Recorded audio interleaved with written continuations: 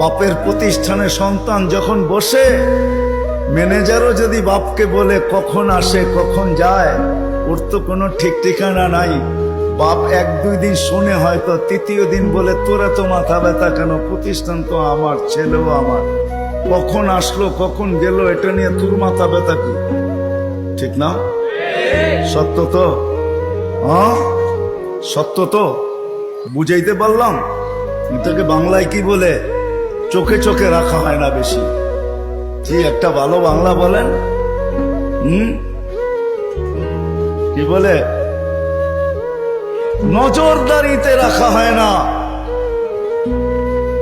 প্রিয়জনের উপরে নজরদারি করা হয় না। কখন আসলো কখন গেল, ক্যাশ থেকে কি নিল কি রাখলো, বাবা বলে নিল তো আমার ছেলেই নিচ্ছে, অন্য কেউ তো নেয় নাই। আল্লাহ ভালোবাসে, আমাদের উপরে নজরদারি রাখতে চান না।